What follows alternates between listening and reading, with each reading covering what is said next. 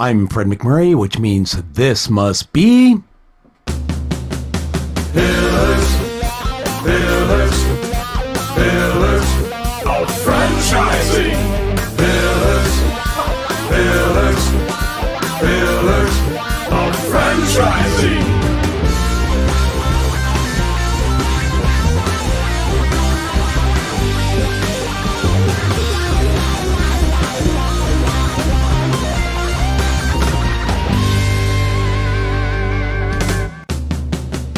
Pillars, pillars, pillars of franchising. Pillars, pillars, pillars of franchising. We at the Pillars of Franchising team would like to express our gratitude to FeedSpot for listing us as number one in their 2023 list of top 50 franchising podcasts that you should listen to. Thank you from everyone here at Pillars of Franchising.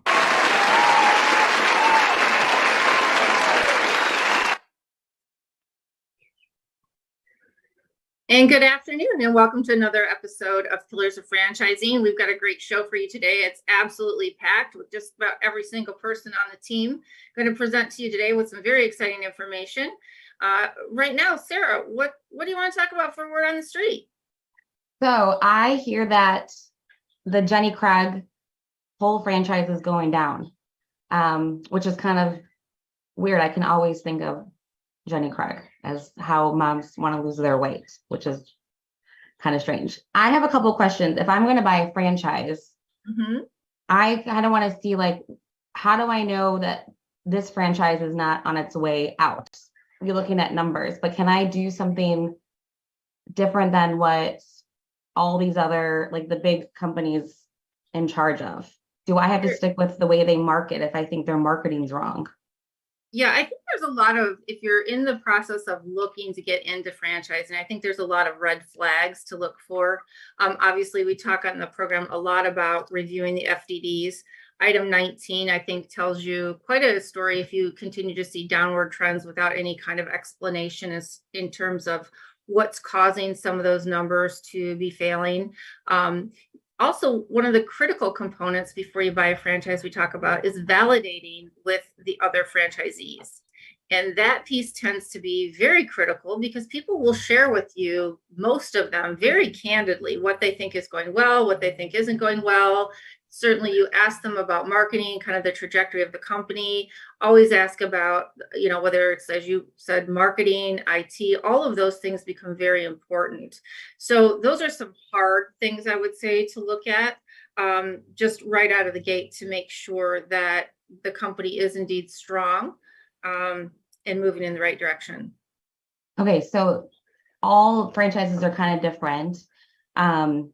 But if I'm going to own like a Molly Maid, so that's where I work at.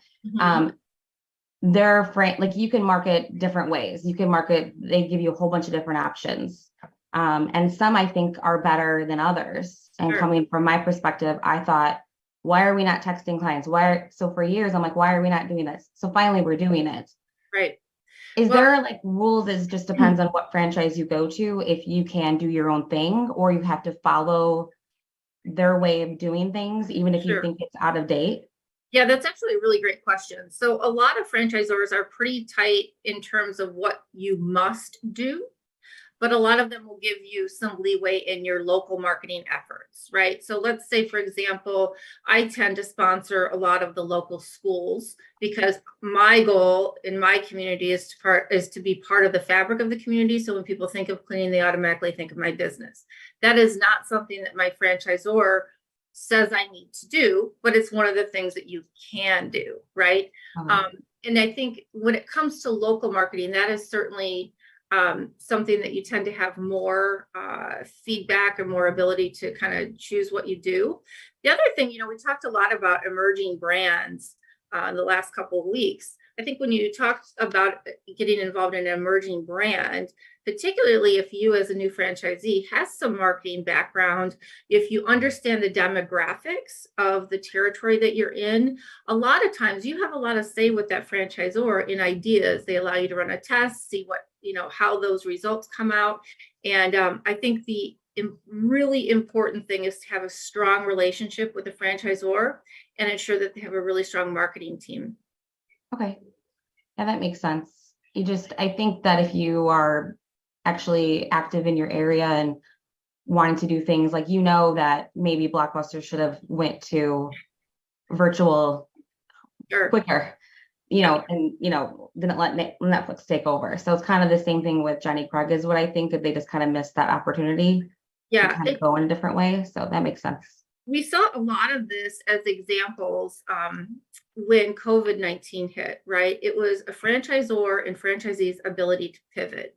So you had typical brick and mortar restaurants that maybe didn't have drive-throughs, really didn't have much of a carryout business. Suddenly their ability to pivot was critical in the way they overcame some of the restrictions that were put on them during the pandemic. And much like you could say a Blockbuster or Jenny Craig, they certainly had a much longer time to see the evolution away from the products or services they offered. They just weren't nimble enough to make the changes. And sometimes that's a leadership issue. A lot of times it is. They're not able to see, 5-10 years ahead. And most people would tell you that you should always be looking ahead, right? Always plan for the next thing, the next 5 or 10 years, have a vision. And sometimes you just have companies that just have big misses, and whether that's because of lack of funding, because it's lack of leadership, it's really tough to say. So, all right, yeah, that's helpful. Thank you. Thank you. And now let's get on to our show. Yay! Welcome, Andrea. Oh, she's on mute. So I'll welcome Matt Goebel he is the CEO of Woven. How are you today, Matt? Wonderful. How are you doing? Good. Andrea, are you there with us now? I am here now. Yes, I am. Waking up slowly. Pacific time takes a while. Yeah. Well, you're in Canada, right? I am. Yes. Yeah. It's probably not as nice and sunny up there. Well, today we're in a heat wave. We're going to be up to 90 American, 30 Celsius. Okay. I love that you say 90 American, because if you said Celsius, I would be trying to convert in my head, and that's a disaster. Yeah. Well, awesome. Well, we're so excited. Matt happens to be here in Chicago today, but I did not know until we were talking before the show. And Matt, would you like to tell us a little bit about yourself and what brought you to Chicago? Yeah, absolutely. So Matt Goebel, I'm the CEO and founder of Woven. It's currently my focus the last 7 years, but before that, and for the last 15 years, I've been in the franchise space, kind of as a supplier. And then in 2016, also started as a multi-unit franchisee. So this interesting perspective as all three sides of franchising, at the pillars of franchising, of supplier, franchisor, and franchisee. And then I find myself in Chicago. I live in Indianapolis, but find myself up the road in Chicago this week for the Franchising Young Conference. Is in town this week through tomorrow, through Friday. Awesome. And we talked a little bit about that. That's a great event going on for folks who are, I think we said it was like less than 45-ish, right? Folks that are in C-suite positions in franchising. So that's a great opportunity to get your brand out there. Yeah, it's a great way to bring together the next up and coming kind of generation of leadership within the franchising industry across all segments, right? The suppliers are here, there's Zors here, there's all sides there's a lot of multi-unit franchisees here as well. So it's great to be interacting with this next generation that's coming up. Sure. Can you tell us, I mean, obviously you have a vast background from a franchisor and franchisee side, but what got you to start Woven? What was the driving factor of that company for you? Yeah, so up until the point of starting Woven, I'd been, in the consulting advisory role for brands and kind of going across different industries. Didn't really plan on being in franchising, to be perfectly honest. Just one day woke up and realized that here I am. A lot of my customers, clients, and what I was doing was in the franchising space, and I just kind of fell in love with it. But what me and my team were seeing as we went brand to brand and worked on different projects was a consistency, a common thread of pain points and issues that exist when you have this convergence of for what is franchising, right? Consistency of operation, brand experience. A customer walks in, they're getting the same thing, or they call up Molly Maids. They have this expectation that's been set for them by the brand. Yeah. In order to do that and to consistently execute on that, right? It requires getting all these geographically dispersed, largely hourly workforce employees to be doing the same thing in a repeatable fashion. And when you have to manage a bunch of geographically dispersed, isolated hourly employees to get them to do the same thing, regardless if it's salon and spa, gym and fitness, home, health, retail, whatever it is, there is this common thread we saw from brand to brand and industry to industry that honestly, we stepped back and we said, why can't we solve these issues for the industry? Why, instead of just doing one-off consulting projects that are high dollar and only certain brands can afford or have the stomach to go through, we backed away and said we should bring something to market that actually, lack of be corny here, but like weaves it all together into one place, hence Woven, but like solves all these issues that otherwise cause franchisees and franchisors to go around and just get a bunch of different tools and kind of push them together. So that's why Woven started. And honestly, while we had this thought for a couple of years, the catalyst to actually do it was when my wife and I became multi-unit franchisees. So we became multi-unit franchisees. We signed our franchise agreements in 2016, opened our first 2 locations in 2017. And that's when we started building Woven as kind of a eat our own dog food situation. Going into it, I had never been an operator before, but I had a lot of perspective on the types of issues we were going to see as we scaled from 1 to 2 to 3, and then hopefully more than that.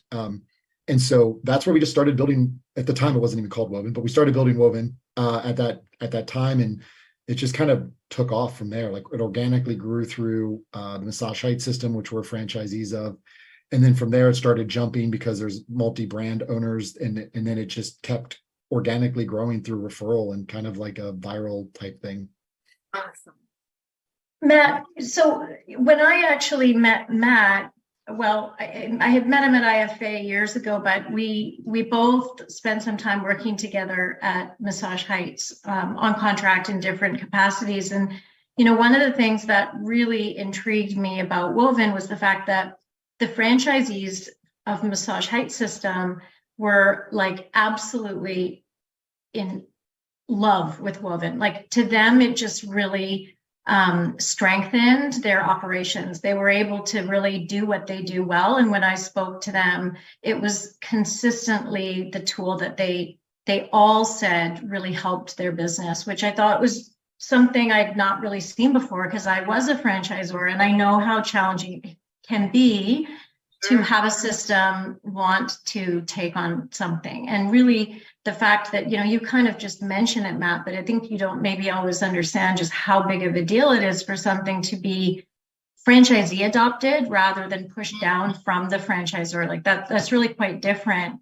And I think now, from what you've shared, Woven's really developed some new tools and features with the learning management system that just launched.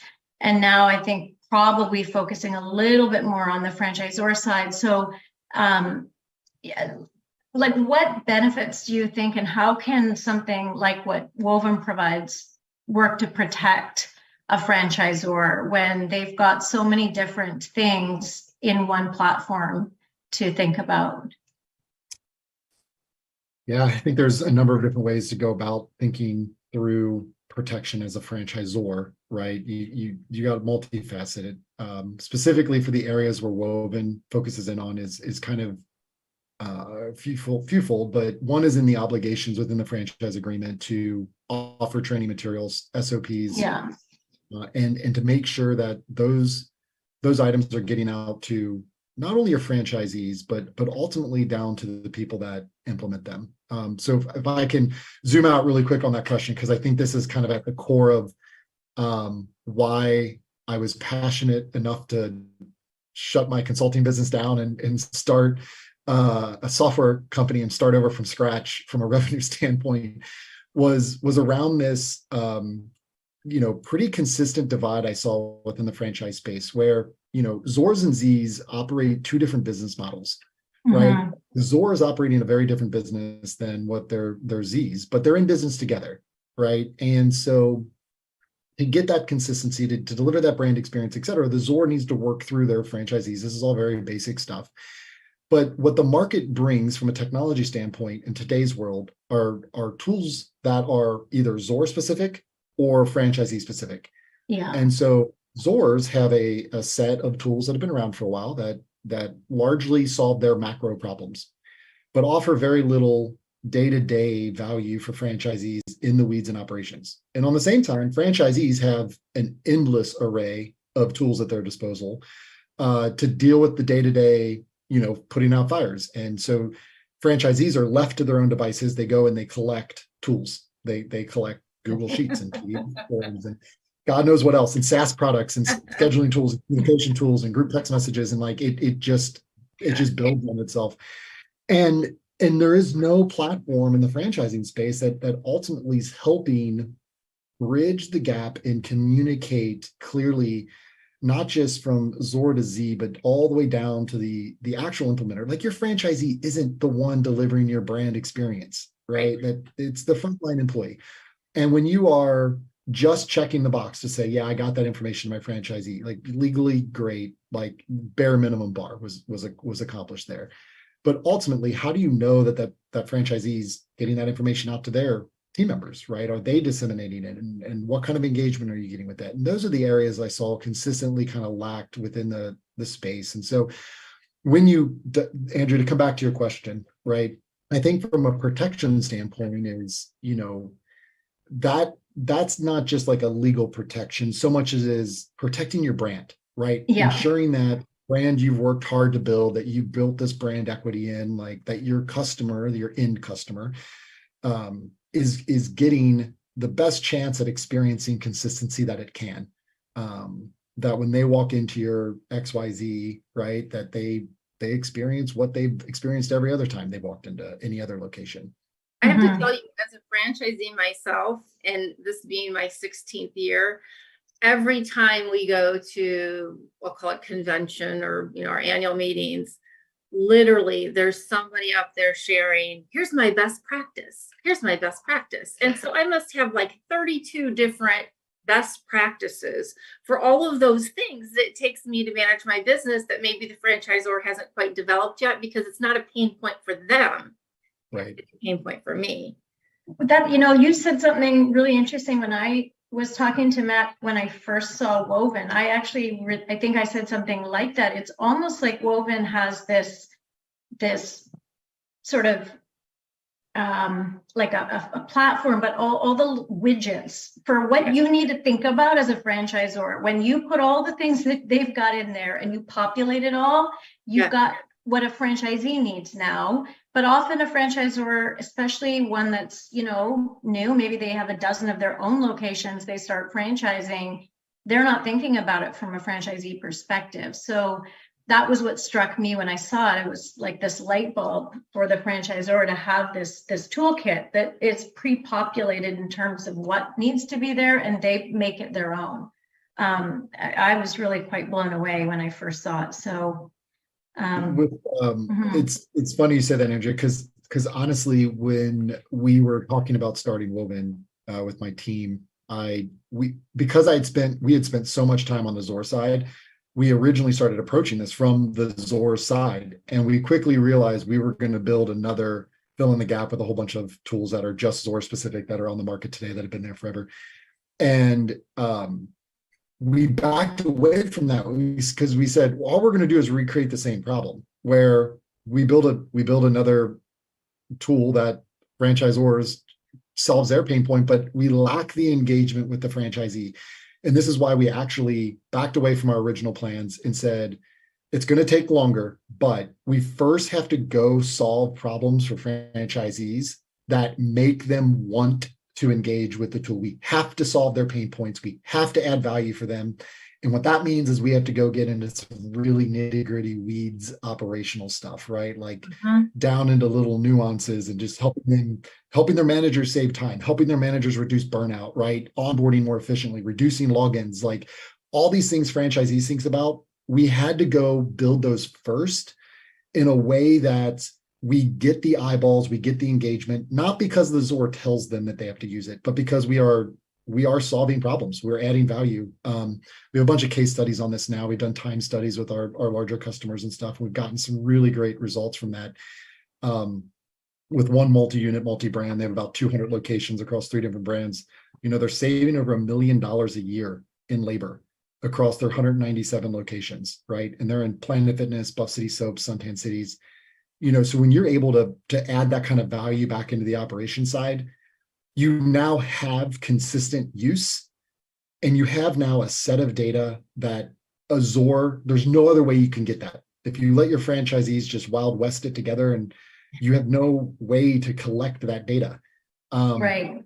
And so about 2 years ago, year and a half, 2 years ago, we started pivoting into original plan, which is great. We now have this foundation. We solve a lot of operational Z problems. And we started adding in the ZOR side, right? So LMS, file library, portal sharing, auditing, compliance stuff, right? We're adding in all these other things, which is actually, in a weird roundabout way easier now, because it's at least in the technology space, it's easier to aggregate up than to try to break down. So we're literally just taking things we already have that we already have use for and just rolling it up.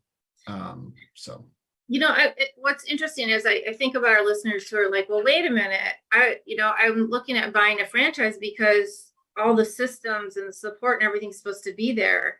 And I remember saying very early on, oh my gosh, I'm so glad that I'm familiar with HR practices. I'm familiar with performance management and conflict management, all these things that I had to do in my previous career, because as a business owner, they don't ask me like, hey, so how familiar are you with HR practices? And we're like in the second most litigious state next to California.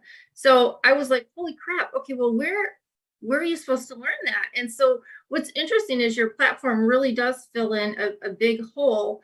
And I guess my question is going to be, so if I'm somebody looking at buying a franchise, we need to make sure that we're finding out like what kind of training and support do you give to the franchisee? And is this something that a franchisee like me can call you and say, hey, Matt, I need something. What do you have? Or are you really working to stay more at a franchisor level? Yeah. And Kristin, you make a great point. It's kind of I don't say this in a bad way. It's almost a dirty little secret of franchising that, the intention is this business in a box, right? Like, yeah. I want to go out and start something, but I don't want to do it on my own. Franchising model's wonderful for this. Yeah. You get your marketing, the brand to support you, and all the goodwill for the customer that comes with it. And you get a point of sale system, and you get the playbook and all this other stuff. Yeah. And then you have to hire humans. Yeah. And fire them. And then it all goes off the rails, because humans are the most difficult part about anything. Fire, work comp. I mean, yeah. And familiar with that, you just are blindsided. Yeah. And again, due to other litigious reasons in our country, right, with joint employer and America right now, like the back and forth between administrations, like it puts franchisors in a really difficult position because they want to help, but they can't help. And they're basically like, hey, that's not my problem. Like, your employees are your problem. And so it has left, it kind of creates the wild, wild west I talk about, where franchisees they have no choice. They have to go out and cobble it together. They are in a position where they experience a pain point and they have to go solve a pain point, right? Mm-hmm. And they do. And so they go out and they get X, Y, Z, and they start kind of bringing all that together. So that's, ultimately what we're trying to help solve, where helping give to your question, we're helping give franchisors an option where Woven can act as that bridge or that gap without violating joint employer, right? Where the franchisor still does not have access to any employee data, cannot directly talk to them, doesn't have influence over them directly, right?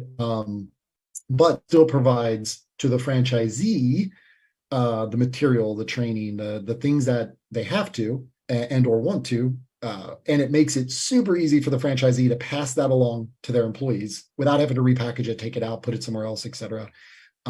It just streamlines the whole process, helps that flow of information get down there better. And when you talk about best practices at convention, right, it helps when you have all your franchisees are on just one operations tool versus like, oh, I use X and I use Y and I use Z and I've cobbled this together and I have Airtable moving things between things. And it's just like, you can't replicate that across the system, right? You can't replicate duct and baling wire type solutions. So yeah, it is our mission. Like we exist to try to solve that problem. It's a tricky one, but it's the passion behind what we're doing.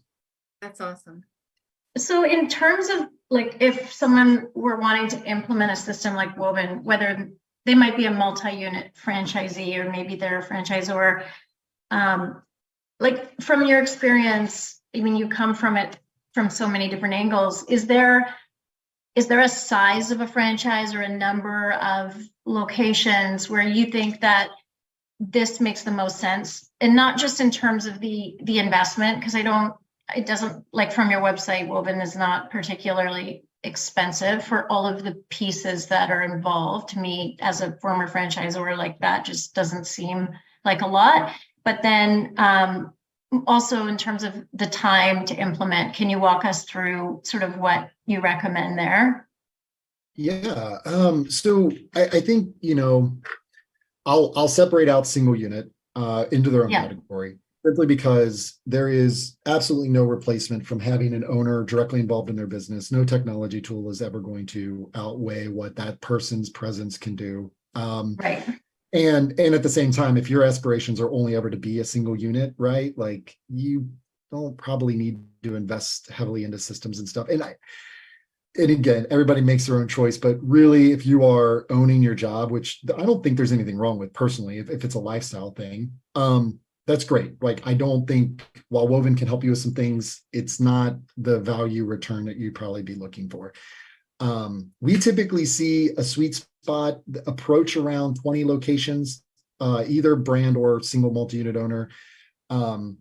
Anything less than that, it really depends on the longevity and the maturity of the business. Because again, they're somewhere in some growth mode where, depending on how involved the owner still is, they're still doing things some homebrewed way. And are they willing and ready to accept standardization and change in processes and systems, or are they not? Will they fight it? Will they resist it?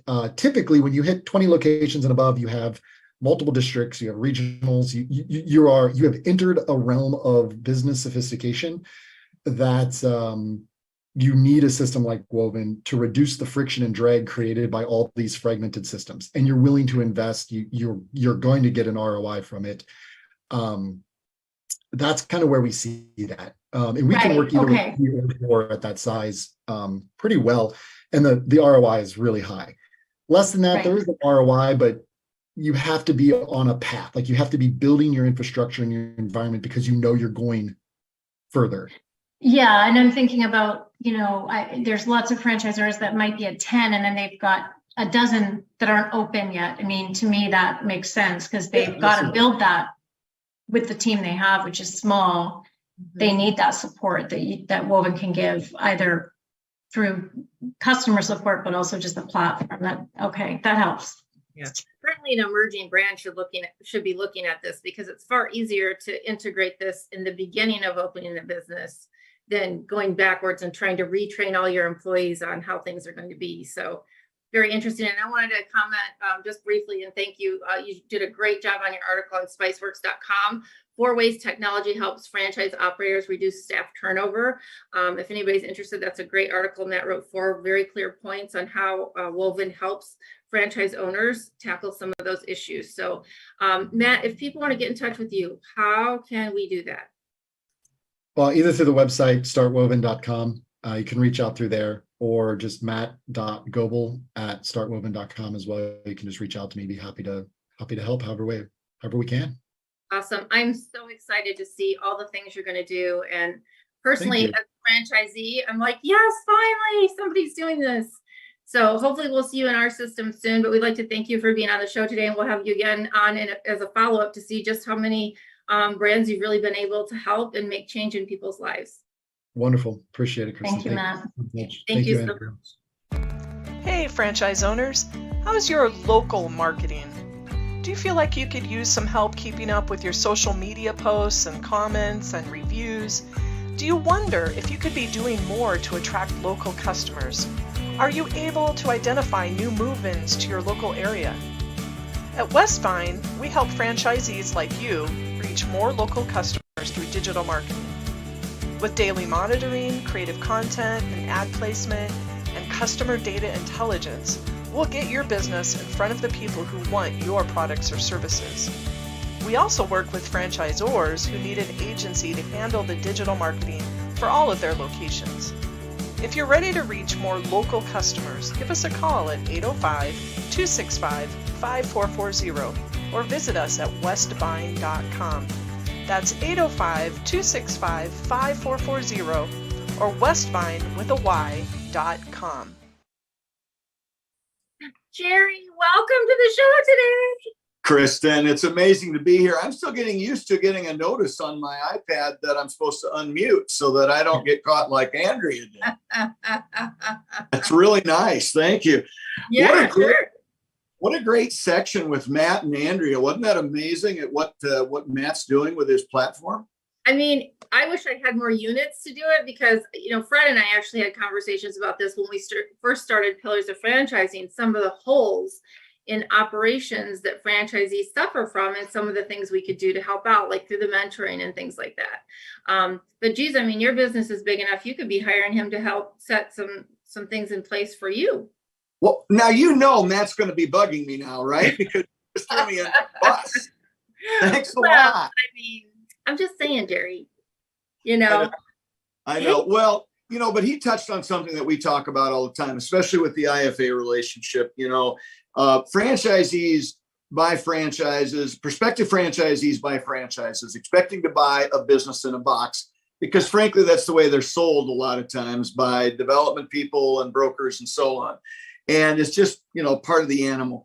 But the fact is, in the world we live in today, with the government, regulating more and more of what goes on in the franchise world, having great vendors who help with, human resources at some level, anything to do with the human side of this, of franchising, it's just almost mandatory, because franchisors continue to distance themselves from that to protect themselves from litigation. And so, companies like Matt's are, I think, integral right now, but are only going to grow in the span of what they can do for us in the future as franchisees. So great.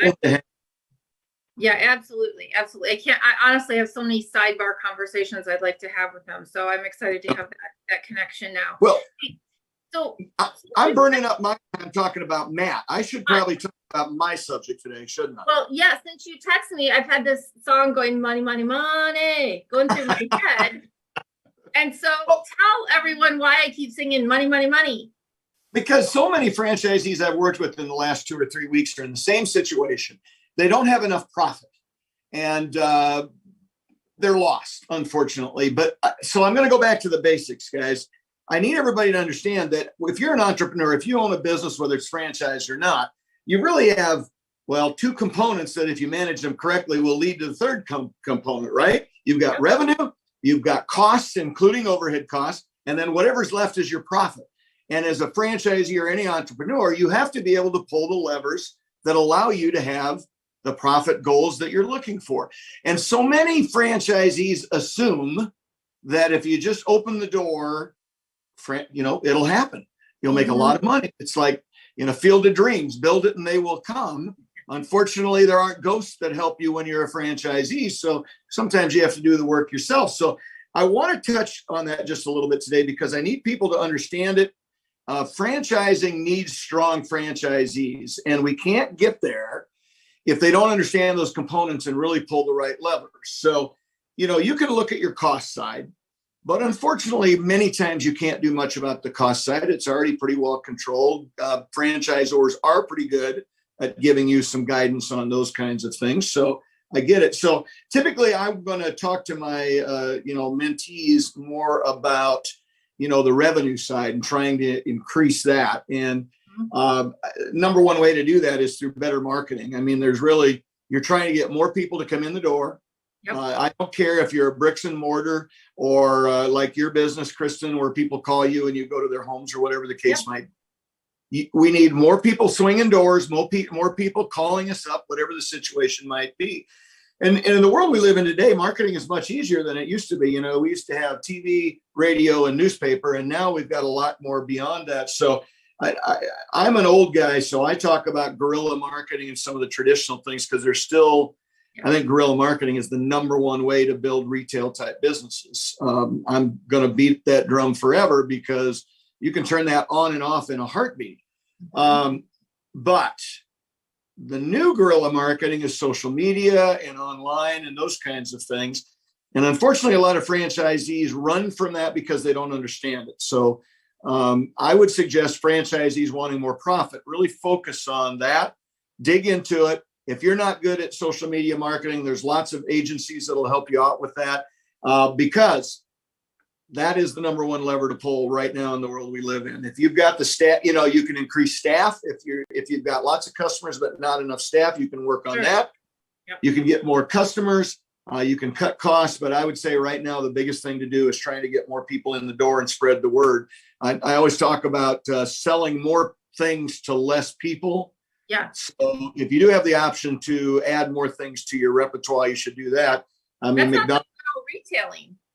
Well, yeah. I mean, McDonald's did that. They started asking people, would you like fries with that? Right? Yeah, exactly. They grew their package, what they were selling, and it became a very profitable avenue. So, Jerry, before you go too far down that, there's a couple of things you said that I want to ask you about. So, how do you go about, obviously, I think we all acknowledge that the new generation, these younger kids, Gen Z and beyond, Gen Y, they're growing up with this social media. But there's a lot of us that, even when I graduated high school, we didn't have really the internet yet, right? So, how do we bridge that gap? How do you find somebody who's a good social media company to help you with that? Because everybody claims they'll do social media for you, but not everybody can effectively. No, again, what I would suggest to most people is that they word of mouth is one of the best things, right? Talk to other franchisees that, in our systems, there are people that are always known for being very successful.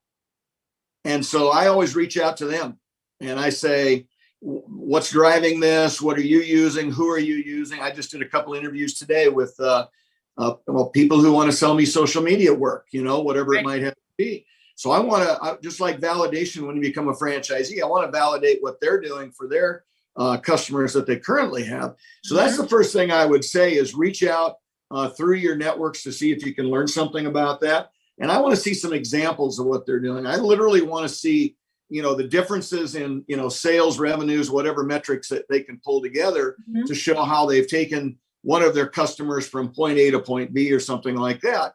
I want it to be some business that is relative to my business so that they're going to be after the same prospects. But the fact is, the funny thing is, you can probably find a high school kid that can help you with a lot of this right now, because with just a little bit of training, they're going to be way better at it than you and I will be. Yeah. Well, and it's amazing because I've tried, and I use Westbine for some of my stuff, and I've got some other companies I use as well. But I thought, there's some things that I want to get on and post. Well, let me tell you, between all the different, you use a hashtag here, you use the pound sign here. I don't know what in the world I'm doing. And it takes a long time. So as a franchisee, it's probably not your best use of time if you're not savvy, because you can spend an hour and get like 3 things done because you're screwing around trying to figure out what are the best SEO words, if you even know what SEO means, right? The bottom line is most franchisees have a business to run. They need to focus on running the business. That's inside the 4 walls or whatever the case might be. And hire experts, people that are, and I say this for myself, I hire smarter people than I am, especially in certain segments like social media. Yesterday we had a meeting with our social media people, and they're playing with keywords and things like that. And we're watching the metrics to make sure they're moving the right direction, because again, they're pulling levers for us in marketing, and we want to make sure we pull the right levers. So I want our audience to know that you don't have to know how to do it. You don't have to be great at it. Do some interviews, do some word of mouth, find the right group to help you with that. Give them some goals. When I started with my most recent one, I wanted to double the number of people coming in my door. It's up to them to tell me they can't do that. Yeah, they probably won't say that because they want to prove themselves. And fortunately, they did. So they get more of my money every month because they're making the door swing. Yeah. So yeah. build your business, franchisees. Don't expect miracles to happen. Build it and they will come is not necessarily going to happen in this case. Learn about pulling the right levers, and let's get that business where it needs to be. That's awesome, Jerry. Thank you so much. And, you know, if anyone has questions for Jerry, you can obviously contact him through our website at pillarsoffranchising.com. And as always, we thank you for your time. And every week, Jerry comes on to share even more tips and his incredible knowledge on running a successful franchise system. So thank you very much, Jerry Akers. See you next week. Thanks, Kristin.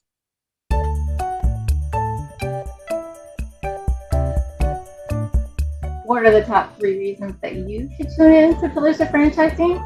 1, franchise advice from the Million Dollar Mentoring Team. And 2, how about interviews from franchise professionals and influencers? And number 3, how about getting some professional tips on buying, growing, and exiting your franchise? Join us on Pillars of Franchising to learn about the secrets of franchising success. You can find us at 4 p.m. Central Standard Time, wherever you listen to your podcast.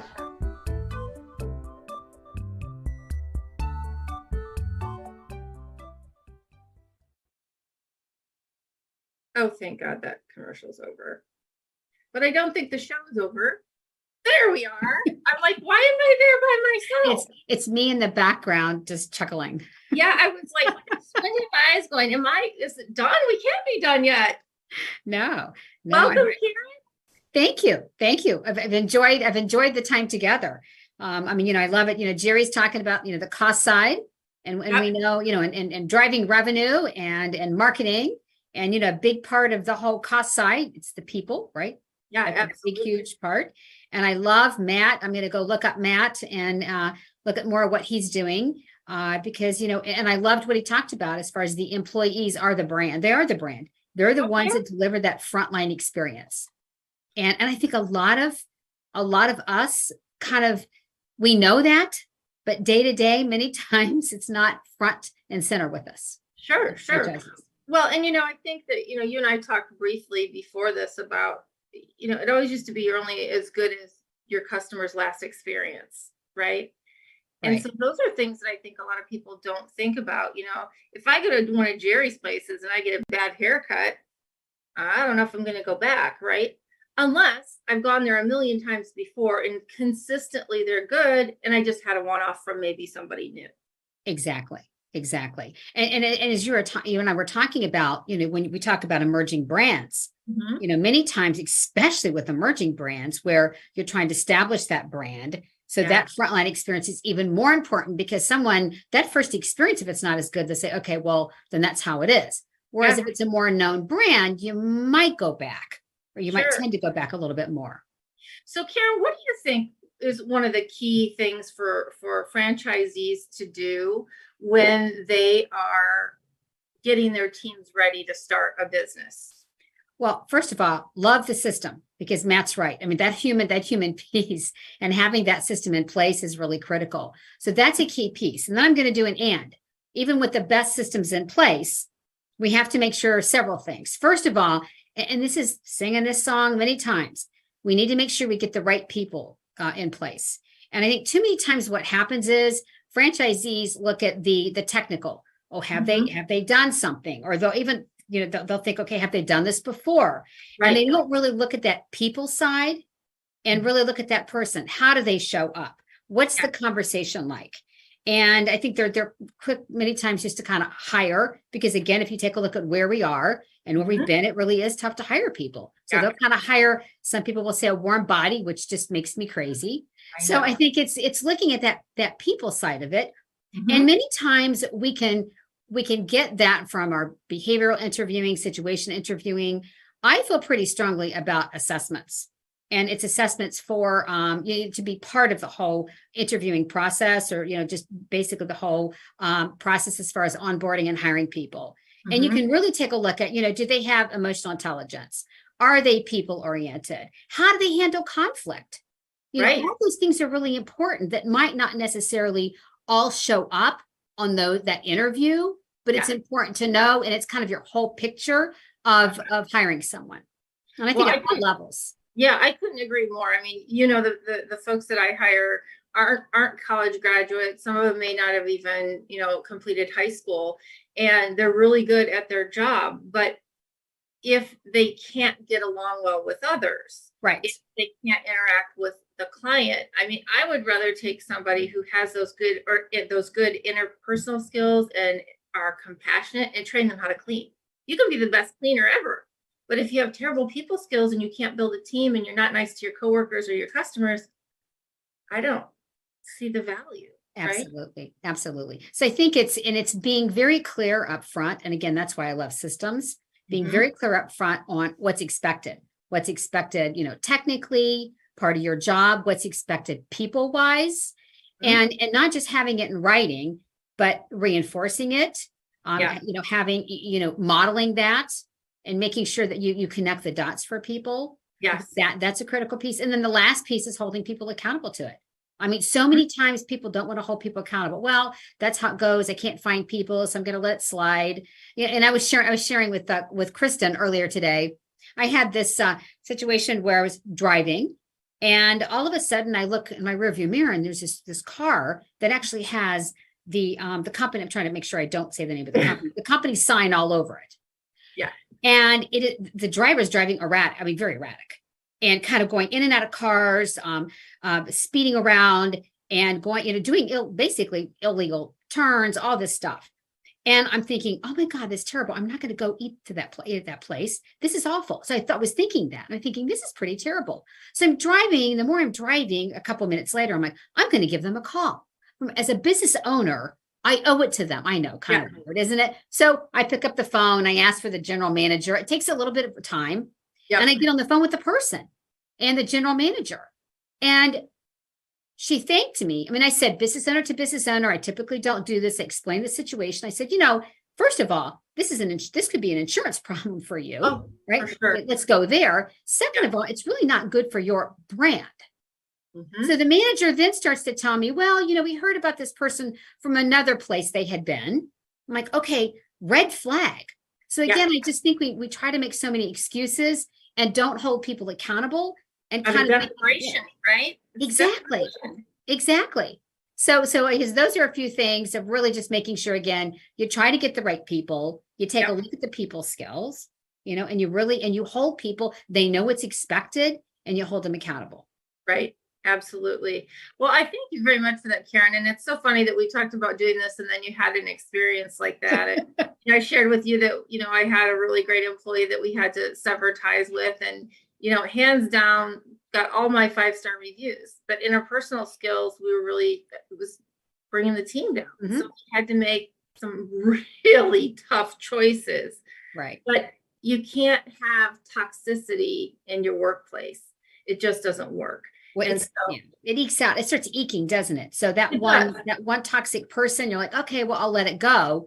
And then all of a sudden you've got more people being toxic, and then it will show up to the customer. Yeah, absolutely. So I think it's really important for everybody out there. When you buy a brand, you all pay a premium to buy a franchise because you're buying a brand, you're buying the system, you're buying all these things.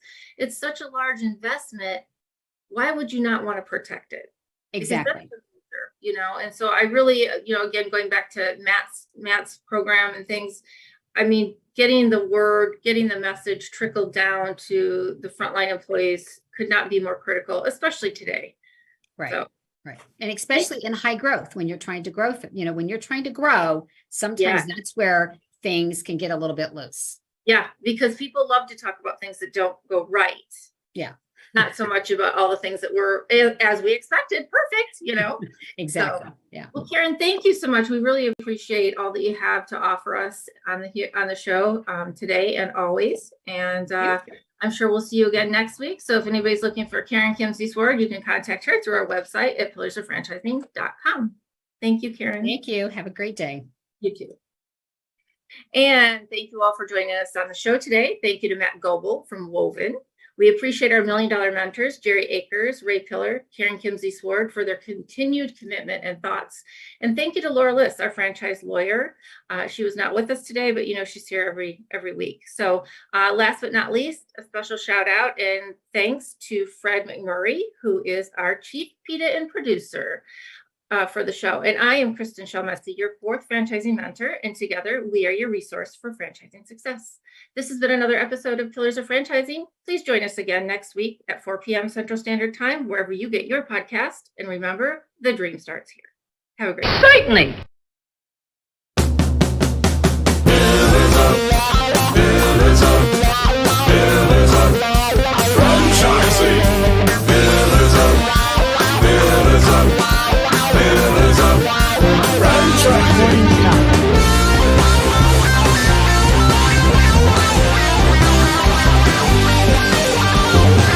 Thank you for using Blog